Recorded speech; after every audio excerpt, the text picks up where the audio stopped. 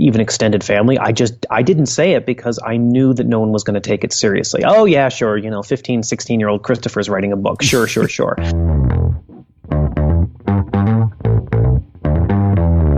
You're listening to the Author Stories Podcast, bringing you the story behind the stories and the storytellers. Margaret White, Terry Brooks, Sheena Kamal, Matthew Quick, J.T. Ellison, Walt D. Williams, Brad Thor, Corey Dr. O, Brandon Sanderson, Robin Mock, Ernest Klein, Jim Butcher, Sherwin Harris. Visit hankgarner.com for archives of all the shows. Today's guest is Christopher Paolini. A revolutionary quantum teleportation device promises to bring humanity one step closer to the stars until it fails spectacularly. The Translocator from M.G. Herron, available now on audible.com. Go to mgherron.com/ASP. Archaeologist Eliana Fisk is ripped from Earth while the whole world watches. She lands on a strange new world inhabited by a lost tribe of ancient Mayans. Meeting them, getting first-hand exposure to age-old customs and rituals. It seems like an archaeologist's dream. But what if the rituals have a darker meaning? What if the god these people pray to is no god at all? And how in the world will she ever get back home? Thus begins a pulse-pounding race against time that hurls Eliana into a great unknown, revealing ancient technologies and marvelous mysteries more outlandish than she ever imagined. The Translocator is an action-packed sci-fi thriller perfect for fans of Stargate, the Atlantis Gene, and other archaeology-inspired science fiction adventures. Pick it up today. Go to mgherron.com/ASP. That's mgherron.com/ASP. The Translocator by M.G. Herron.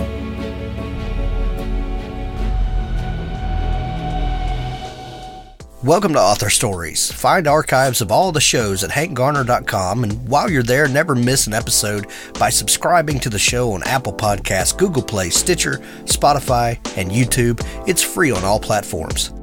Out today, Book 3 of the Saga of the Iron Dragon, the conclusion of the epic series that began with the dream of the Iron Dragon. 9th century Iceland, 3 explorers from the far future have a daunting mission. To save humanity, they must build a craft capable of reaching the stars. The Voyage of the Iron Dragon is the concluding book in the Iron Dragon trilogy. The Iron Dragon trilogy is being produced as part of the phenomenally successful Saga of the Iron Dragon Kickstarter, which raised over $10,000. Meticulously researched and packed with action, The Dream of the Iron Dragon is a must for sci-fi and alternate history fans.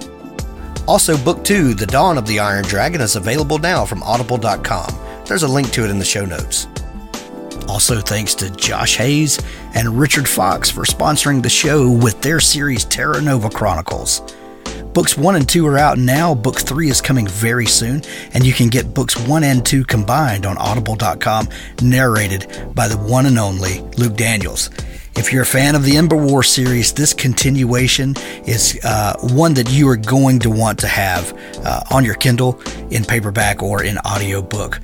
Grab it now, books 1 and 2, and be ready for book 3. Also, thanks to Rick Partlow for sponsoring the show. With his book Glory Boy, Caleb Mitchell had to give up his home to save it. Shunned by friends and family, abandoned by the love of his life, he left his world to go to the academy and train to fight in a looming war against an implacable alien threat. The fleet turned him into an enhanced super soldier designed to put the fear of God into aliens who think their emperor is God, asked to sacrifice his humanity to protect his people. But when his home world is threatened, will Caleb throw away his career and risk everything to save the people who turned their backs on him? If you're a fan of Starship Troopers or Altered Carbon, jump into the world of future super commandos and star-spanning galactic war with Glory Boy. From Rick Partlow. There's links to all of our sponsors in the show notes. Well, thanks for joining me again for the Author Stories podcast, where I bring you the story behind the stories and the storytellers. Today, I'm really excited to have Christopher Paolini back on the show with us. He was here about a year and a half ago, and we talked all about his history as a writer and his phenomenal Eragon series, and we got a little glimpse into what Christopher's been working on since then, and then Christopher kind of slipped out this new project on us about a month or so ago. Well, just a few weeks ago when we were recording this. And so I asked Christopher if he would come back on and talk about it. Welcome back to the show, sir. It's a pleasure to be here. Thanks for having me. I'm always happy to have you, Christopher. You are one of those people that you have this singular experience that no one else I've ever talked to has had. You know, you wrote this fantasy series that you began when you were like 15 or so, and published it, and your experience is like no one other I've ever met. So it's always fascinating to kind of pick your brain. Well, hopefully some of my experience can help other people who are on the same journey to getting published also. I will say that, you know, when I went through the experience of publishing Eragon and the rest of the books in the Inheritance cycle, I really didn't realize how unusual of an experience it was at the time. You know, I was 17, 18, 19 when all that was happening. I had no context, you know? Right. And the older I've gotten, the more I've sort of looked back on that and go, wow, that actually happened. Right. I would imagine the more people you meet in the industry and the more up and comers you meet, you really do realize that your experience was not like everyone else's. That's definitely helped also. Yeah, just context. I mean, that's the thing we all lack when we're young, which is context. And gaining more now has definitely given me a greater appreciation for how wonderfully lucky I was, and how awesome the readers have been, and also perhaps a greater appreciation for the underlying appeal of Eragon also.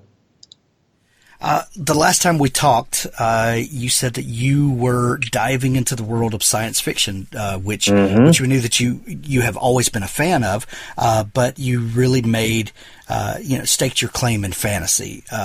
How's that project coming? It's going well.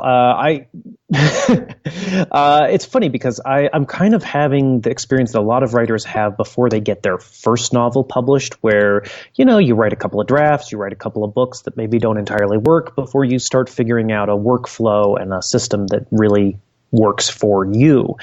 And in my case, I seem to be doing that after the fact.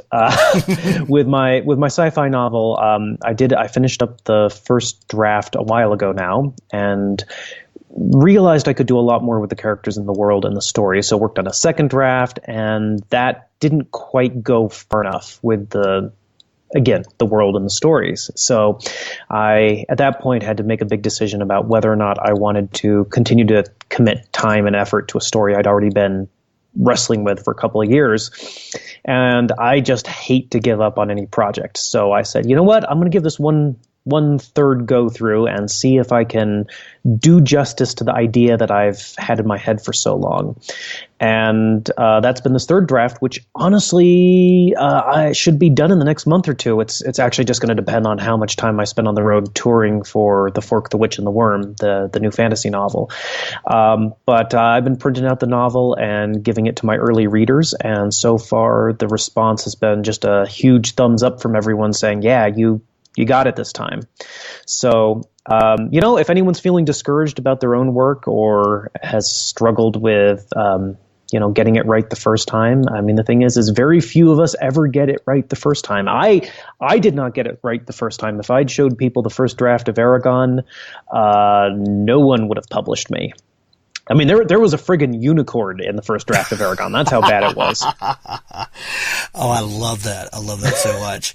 And yes, I've gotten into arguments with other fantasy authors about unicorns. I'm not a unicorn fan. Well, but some people are very passionate about their unicorns. That's the arguments. Right. That's a hill some people are willing to die on. Oh man! So as someone who is known for his fantasy, in switching genres to science fiction, have you found that people are excited to see what comes, how your mind interprets science fiction? Do you feel like people are giving some pushback, like, no, he's our Christopher, and he is a fantasy writer? You know how people can be. What's your experience been? I think it's hard for people to judge it one way or another because they haven't read it. Right. They haven't seen it. And what they know from me is, of course, the world of Eragon, and that, of course, is what the new book is set in. A lot of readers are, of course, excited and looking forward to that, but I think the majority are just sort of withholding judgment and are going to wait and see, which is the reaction I would take if a writer I followed was doing something similar. And I think that's a perfectly fair reaction. But I will say, from my own point of view, if someone has read my work and enjoyed it from the fantasy sort of thing, I think they're going to very much enjoy the science fiction as well. You know, there are very specific things I like in stories, especially stories that I'm going to write, and all of those things are present in this new book. So if you've responded to the stuff in the Eragon, in the Inheritance cycle, I think you'll respond equally to the science fiction. At least that's the hope. So honestly, the biggest difference for me, is that it's not the characters. Characters are equally important no matter what genre you're writing. It's not the pacing. It's not even necessarily the structure of the story. Honestly, the biggest difference for me was getting to use a modern vocabulary, which I really enjoyed after so many years of basically limiting myself to a more era appropriate language with the Inheritance cycle, and B, finding out that, spaceships and things like that, technology puts certain limitations on what you can write about, in the sense that if you need to get from point A to point B faster in a fantasy novel, you can say that, well, it was a dire emergency, and so you kind of push the horses a little harder, right? Or you push yourself harder, and we can expect human flesh and flesh in general to be able to give more when it's an emergency, but you can't expect the same of machines 9 times out of 10. A spaceship, like a car, can ultimately only go so fast. Right. And that ends up putting some pretty hard limits on the logistics of your story, which is not a bad thing, but it is a different thing. Well, Arthur C. Clarke famously said any sufficiently advanced technology is indistinguishable from magic.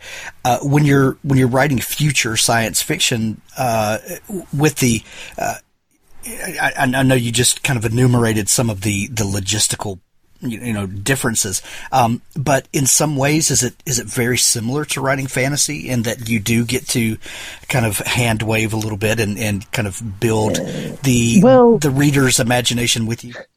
I mean, yes, but as with fantasy, you really have to be internally consistent, and it depends what kind of science fiction you're trying to write. In my case, I'm trying not to contradict physics as we know it, even if I am expanding physics as we know it, and that was a very tricky thing for me to do, and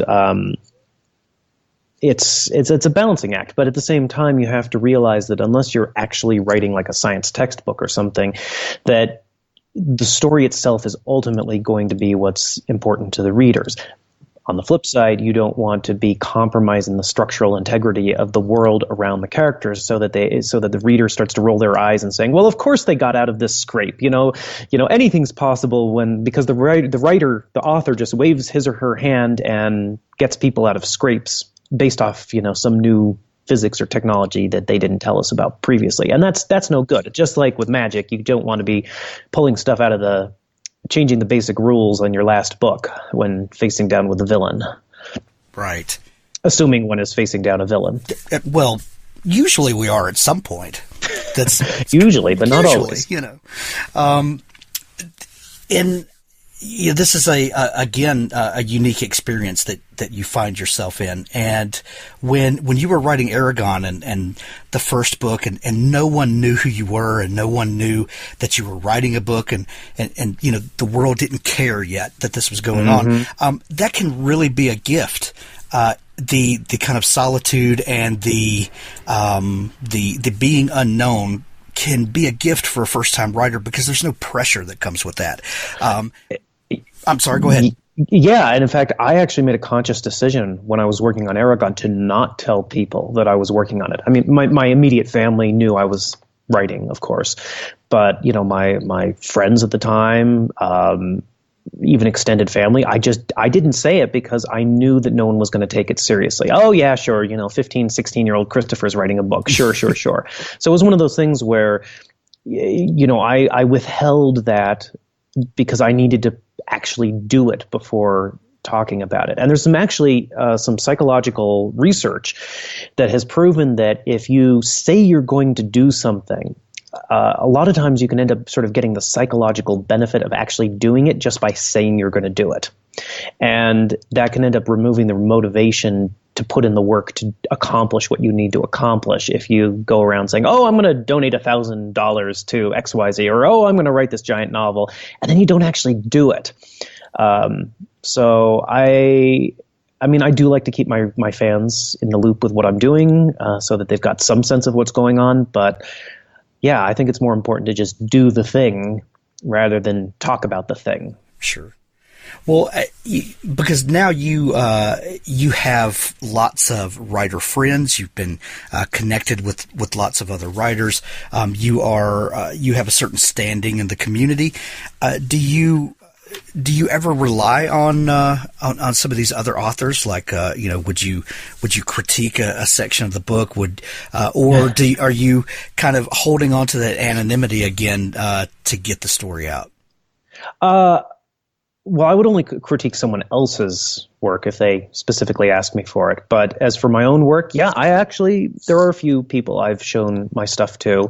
In fact, in the acknowledgments for the new book, I actually mentioned the author Fran Wild, who's a friend of mine, and she read an earlier version of the third story in that book, the story titled The Worm, and she gave me a couple of very useful comments, actually. So she's mentioned in the acknowledgments as a result. Nice.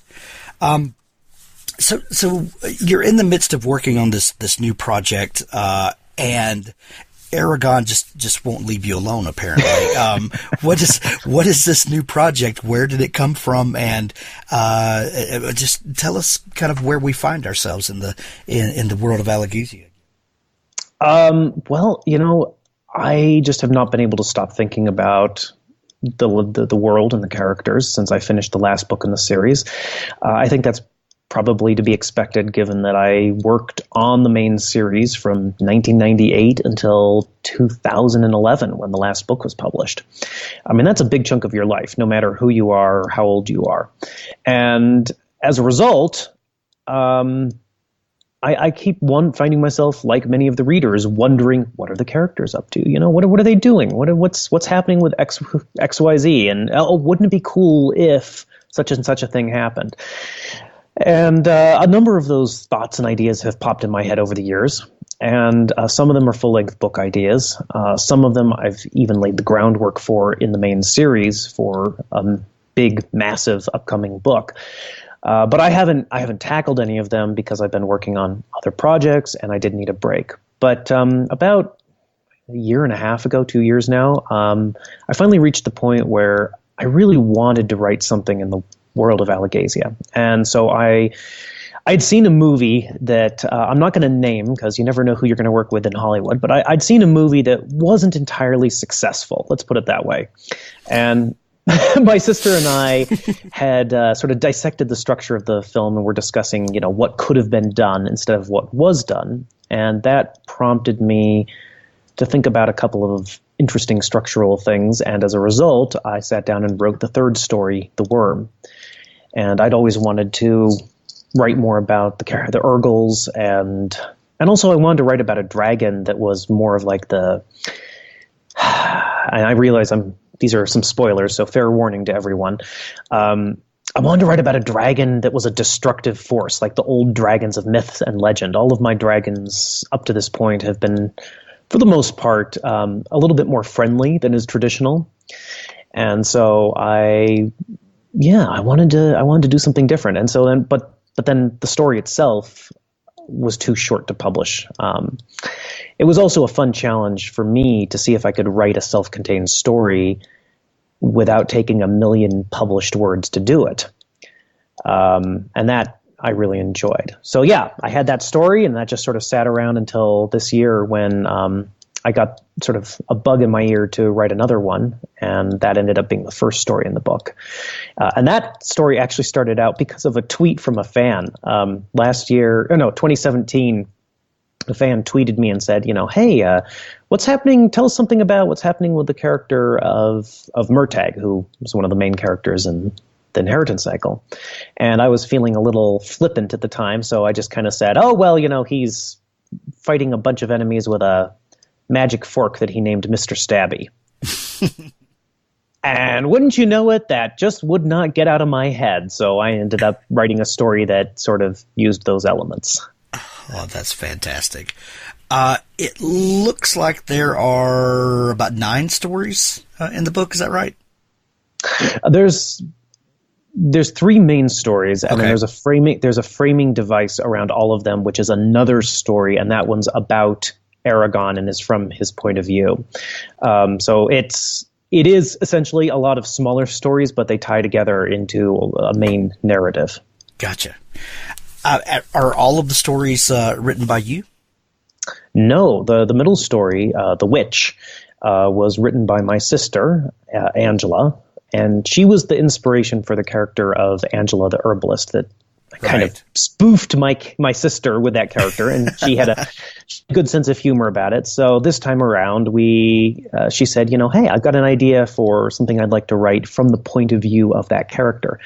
And what people may not realize is my sister and I have actually been collaborating for a very long time, but most of that's been behind the scenes. So I run all of my, I bounce my story ideas off her. She's usually my first reader. She tends to give me give me editing when I need it. So we've been working together for a while, but this was the first time it was sort of like an official collaboration. And that was fun. I mean, I think for her, the challenge was coming into a world that was, someone else's world and someone else's character, and fitting her voice into my world. But she did a good job, and her voice feels very different than mine while still being appropriate. And that was perfect for the character. And she writes as Angela the Herbalist in the book, doesn't she? She does indeed. She does indeed. So she kind of inhabits that persona that you created for her, and it's kind of a payback to you for doing that. It is, and it's a very enigmatic, fun little vignette. And Angela's a superb writer in her own right, and I'm very much hoping that readers are going to get to see more of her in the future, because she has a really wonderful way with words and language. That's fantastic. For longtime Eragon fans and fans of the Inheritance cycle, what do you think they will enjoy the most about this collection of stories? Ooh, that's a good question. Well, if you haven't read the cycle, I would say that if you haven't read the cycle, I think you can certainly pick this book up and enjoy it. It's a classic fantasy book. There are dragons, there are battles, there's magic. It's got all the elements you'd be looking for in a fantasy novel. If you have read the previous novels, I think that you're really going to enjoy seeing, old characters, what they're up to, what's going on, and also getting to know some new ones. One of the interesting things for me was to look at the character of Eragon and kind of ask, what would it be like for a person who did have the experience of being the hero, of being the big hero, of facing up against a great force and overcoming it, and getting plaudits and lauded by everyone, and then needing to find a way to move on with your life after that, and find another cause, another purpose to get you up every morning. Who is in your eye, who is the ideal reader for the Inheritance cycle? Is the series for everyone? Do you envision a certain age group or a certain demographic that you write to? That's a good question. I just try to write the best books I can. There are certain things I stay away from in the series because I don't think they would fit with the general tone or style that I've established. But aside from that, I'm not writing for specifically a 14-year-old, but I'm also not writing for a 40-year-old. I'm just trying to write what seems appropriate for the stories. And I really do have readers of all ages. When I go to the conventions and all of that, I've got, young kids coming up who are getting the book for the first time. And then I've got their parents who are, asking me, when's the next book? When's the next book? And I think also because the first book came out when I was so young and it's been long enough, what's kind of startling to me is that I now have a decent chunk of my readers who have, grown up and started families of their own and are passing the books on to their own children. And that's something that usually happens later in the career for an author. And I'm getting that a little sooner than most, I think. And it's very gratifying, but is definitely a new stage of a writing career for me. Well, an interesting anecdote. My kids grew up reading your books and reading Harry Potter, and a couple of other fantastic series that were all kind of coming out about the same time. Percy Jackson is one, and my oldest son now is 23 and is teaching English. He teaches middle school English now, and the books that I gave him when he was growing up are now on his bookshelf in his classroom, and he's passing those books down to to middle school students now, and it just makes my heart happy to see that. As you've seen your fan base grow up and then passing those books on to a new generation, how do you still connect with these readers that have grown up? Do you do things to keep connected to your fan base, and do you see your fan base morphing as they age and new readers come in? Well, I mean, continuing to write books is a good way to keep connecting with your fans. Also, I go to a fair bit of conventions when I've had the chance, at least 2 or 3 a year, and that's a lot for me, at least. And that has been a way for me to stay in touch with people, even when I'm not, going on full-blown book tours. I think the most important thing, and this applies to whatever age range you are writing for, and that is to just treat your readers seriously. Treat them the way you would want to be treated as a reader and as a person. And people respond to that. I respond to that. And I think that's really what matters. So when you sit down to write, you think about not only what's right for the characters, but also, how is this going to affect my readers? And it's a weird thing because, and we might have talked about this last time, but it's a weird balancing act that you have to do as a creative artist, which is, on one hand, you can't worry about what people are going to say about your work, because if you do that, you'll be paralyzed by fear, indecision, and the fact that you can never actually please everyone.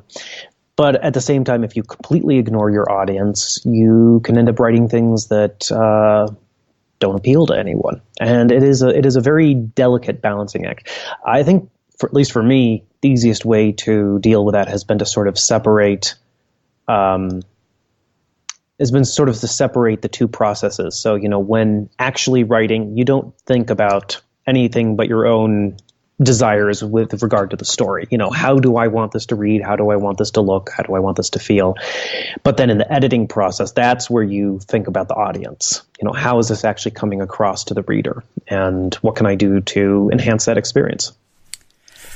Christopher, we talked earlier about the gift of writing in anonymity before anyone knows who you are, and the time that comes with that. What a lot of authors I've talked to kind of express the same sentiment, that when you find success, that a lot of times your schedule gets filled up really quickly with things that are not writing, business things that have to be done, and you find that you spend all of your day supporting writing but not actually writing. I'm kind of struggling with that at the moment, because everything's gearing up for this upcoming tour that I'm going to be doing for Forkwitch Worm. I'm going to be touring here in the States at the end of January, and then again at the end of February, a week each time, and then probably they're going to send me over to Europe. All of which is fine. It's wonderful to have that opportunity, and it's not something I've done for a little while, and it's going to help support the books, and it's great to meet the fans. But given that I'm right at the end of finishing this draft of the science fiction novel, it's frustrating in the sense that I just really, really want that out of my hair before I go spend 3-4 weeks on the road. And it's a real balancing act. There's interviews, there are contracts to look at, social media to handle, and all of it chews up time. I'm very fortunate because I have a whole team of people, my family, and I have an assistant, and they do a wonderful job of trying to build a shell around me so that the writing time is protected. But I know a lot of writers who don't have that luxury, and I had a conversation one time with the fantasy sci-fi author Tad Williams. And some of your listeners may be familiar with him. Yep, he's been on the show. He's been on the show. Great guy. And I remember the few times I've been around him, and he's got a lot going on in his life. And, he has a family, he has pets. And I remember asking him, how do you find time to write? How do you do all of this? And his answer was that he basically is writing in his head throughout the day when he's doing all the other things that he needs to do. And then when he sits down at the computer, it just kind of all, gushes out in one go. And he doesn't have the luxury of, sitting there and feeling precious about the prose or anything else because, there's stuff to get done. And honestly, the older I've gotten, the more I've realized none of us have the time to be feeling precious about our prose. That's not to say that you don't strive for beautiful writing. We should all strive for beautiful writing, but our time on Earth is limited. And, if you're not feeling a sense of urgency with your work, then you are not thinking about what's going on. Absolutely. Speaking of feeling precious, what about your writing space and the tools that you use? Some people need to be in a completely quiet room. Some people need to go to a coffee shop. Some people are very very determined and very set in their ways about how they write, where they write. Do you have any preferences in that way, or can you just, sit down anywhere and keep the story going? That's a good question. I've written all around the world. I finished the first draft of the science fiction novel when I was in Edinburgh and Barcelona. So, I've written while traveling. For me, I'd say the most important thing is I'm very sound sensitive. So if there's too much noise around me, I just cannot focus. It's too distracting. My body won't relax enough to allow me to ignore my body and sink into the world of the story. I end up getting distracted by sort of my own physical responses to the noises I'm hearing. My sister can write in a coffee shop and be very happy with that. I find it extraordinarily difficult. And oftentimes when I've tried it, I'll end up producing prose that is like a little repetitive because I keep losing my spot and have to keep going back over it and that sort of thing. If it's too quiet, I'll put some music on in the background, but usually pretty softly and only music that doesn't have any words in it and that I'm already familiar with. Other than that, I tend to do my plotting by hand in a notebook. So, and I like a fountain pen for that, but I can use a roller ball. No problem there. And then I do my actual prose writing on the computer, just because personally I feel like I have greater command over the language when I'm working on a computer. It's hard to read handwriting, no matter how good your handwriting is. The only really weird thing I do with my writing is in MS Word, there is an option where you can change the background color of your pages. And I really prefer a really dark blue, almost midnight blue background and white text, which is kind of like what some of the old computers used to do. Yep. WordStar and WordPerfect. Exactly. Yeah. And I used to poo-poo it, but then I gave it a shot, and I find it dramatically cuts the eye strain when staring at a computer screen for 6, 7, 8 hours. The only caveat would be that blue light like that can keep you up at night. It disrupts melatonin production. So I have a free program on my computer called Flux, which automatically dims my screen and reduces all of the blue light coming out of it when the sun sets local time. So that helps. And I also like my margins a lot narrower or a lot wider than most people do, because if you use the default setting in MS Word for the text block, you end up with a very wide text block. Go pick up any published book and you'll find that they almost never, ever go wider than 2.5 alphabets worth of letters in a single line. And that's because the human eye just has trouble scanning that long. That's kind of why newspapers will split the text up into columns.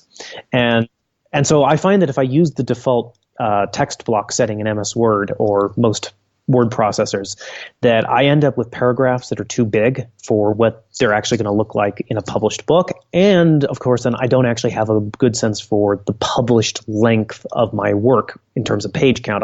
I have to go entirely off of word count at that point. So what I do is I give myself 2-inch margins instead of 1-inch margins. And it still ends up being a little bit longer in published format, given the way Random House lays out my text, but it's close enough for government work, as they say. Well, it really is interesting to see your work and see how the formatting is working as you write, because when you look at the page, you can really get a sense of, especially in dialogue, of kind of what the rhythm is just by looking at paragraph length, and that's a great tip. I mean, formatting is one of those things where, on one hand, you can say it doesn't matter, right? Like you can take text and reformat it for an ebook where none of the paragraphs are indented and you've got double spaces between each paragraph. I've seen books reproduced like that. And if it's a good book, it doesn't matter. It really doesn't matter. I mean, with Cormac McCarthy not using quotation marks and other punctuation marks, he gets away with it, because his writing is gripping and it works in that sense. But that said, I think that there is a meta element to writing, which is the artistic sense of how does the text actually look on the page. If you want to create a sense of tension, you could put a bunch of ellipses and draw the text physically across the page and, put it on multiple lines. In fact, I even did that in the final battle in Eragon at one point to give that sense of almost time slowing down. Things like that are maybe not necessary for a writer, but they're good tools to have in the toolbox. They can definitely become annoying if you use them too often.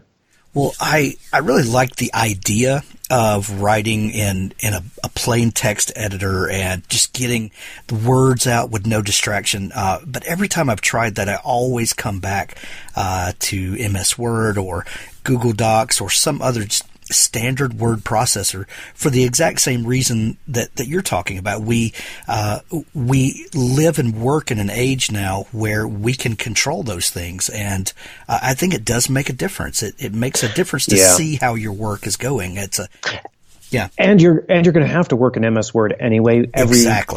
Every publisher uses it.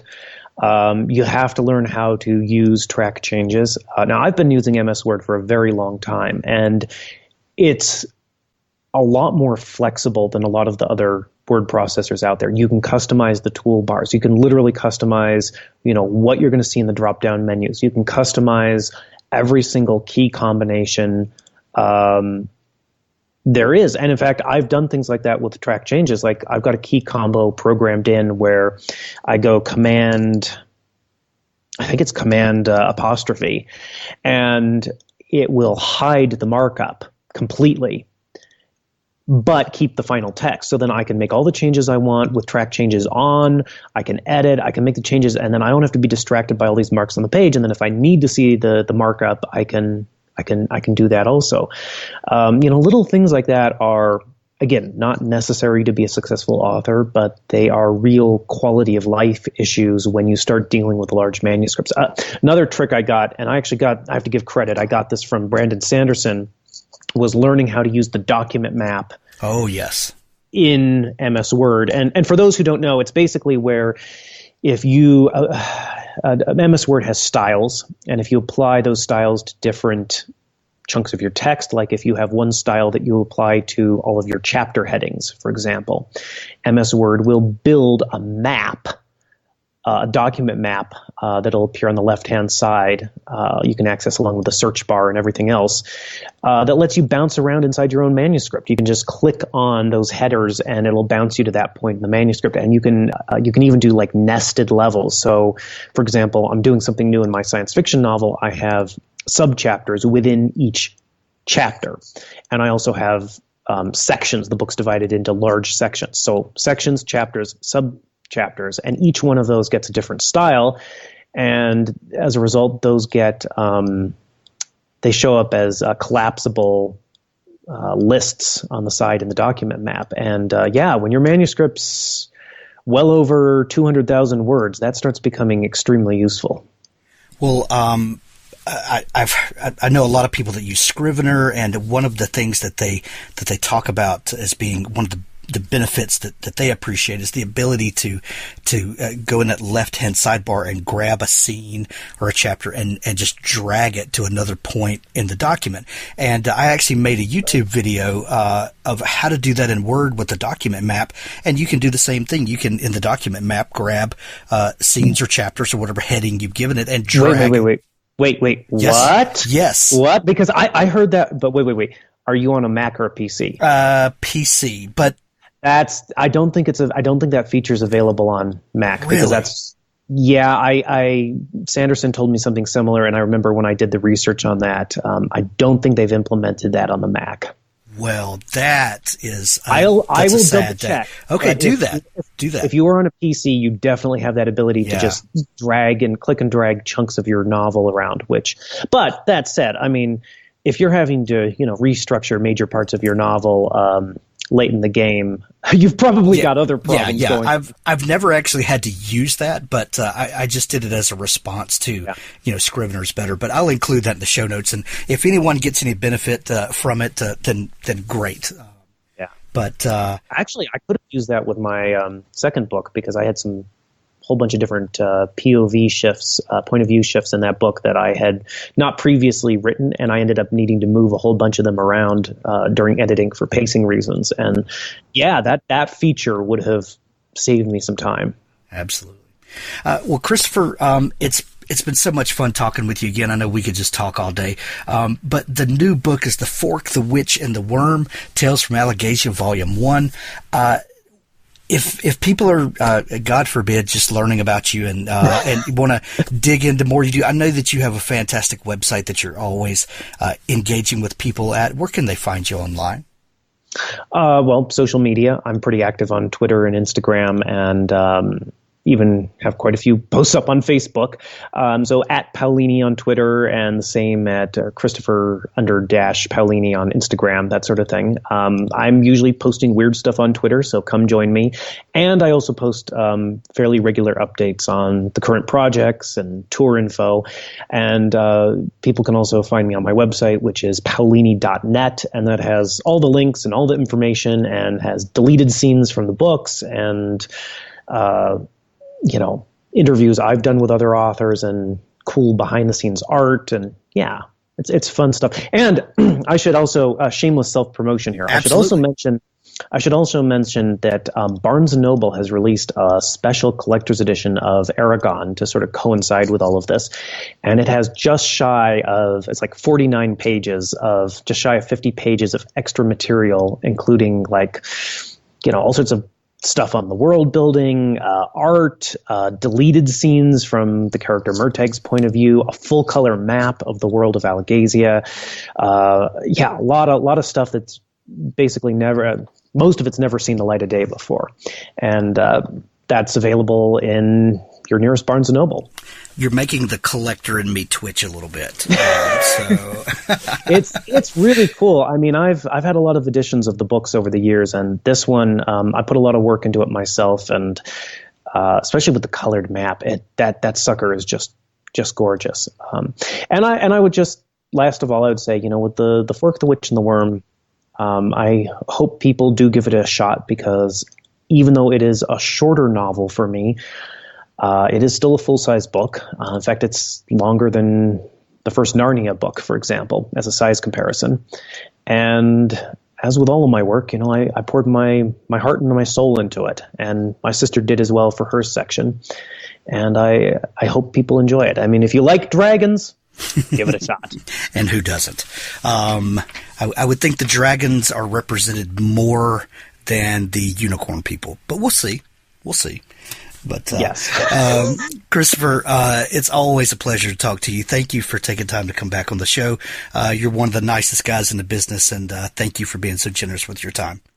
Well, thank you. My pleasure, and I hope I get to see a whole bunch of your listeners out on the road while I'm touring. Absolutely. I'll include tour dates and links to the website and Barnes & Noble and all of that good stuff in the show notes at hankgarner.com. Thanks, Christopher. Have a great day. My pleasure. You too. Thanks for listening to the Author Stories podcast. For more great author interviews like this one, go to hankgarner.com and dig through the archives. There's something there I know you'll love. Now stay tuned for a special audio clip from Richard Gleaves' The Jason Crane series. You took a terrible risk tonight. Why? You don't know? The first rule. I was told by a friend that I shouldn't reveal my gift to anyone who doesn't have a gift themselves. That's exactly right. Because everyone we tell dies. Yes, you might have marked me for death. Made you a target for a ghost. Why can't people know what we can do? What makes it so dangerous? Valerie took up the fireplace prongs and stabbed the logs. It's called the Great Curse. Sparks exploded from glowing crevices and drizzled upwards, ricocheting off the black belly of the cauldron, turning into tiny ashes that disappeared up the chimney. It was cast by a powerful witch over 300 years ago. Witch? Sorry, but witch? Please, there's no such thing. Valerie closed her eyes. A spoon leapt from Jason's dish and caught him in the temple. He wiped melted ice cream from his cheek. You were saying? She cast the curse to stop the witch trials. In Salem? Jason searched his memory. 1692. They burned her alive in the Salem Common. The only witch to be burned. The cauldron smoked slightly. Its contents had evaporated. A sharp, charred scent filled the room. Wait, said Jason. There were no witches. They were just, victims of religious hysteria, right? So you're saying the witch trials were justified? Justified? So if a witch did exist, it would be okay to kill her? No, I just thought... You're right. Never mind. There was one witch in Salem, at least. A woman with a powerful gift. She only wanted to protect people like us. To give the gifted their anonymity, refuge. She cast the Great Curse as she burned. She proclaimed that mortals who know a witch shall know death. And that is the Great Curse. And it's still in effect after all this time. Mortal, as in... Non-gifted. No mortal can know about you, about any authentic witch. Jason winced. Isn't there another word besides that? She shrugged. So no one can know what I am, what I can do, or else they become a target. Right. The spirit world will obey the Great Curse and try to kill them. The spirit world. The other realm. Jason rubbed his eyes. How much of this was reality and how much of this was Valerie's nutty brand of mysticism? He felt himself pulling back, as usual, for fear of contagion. He'd spent his whole life reading science fiction. He hated paranormal tales. This was not his genre.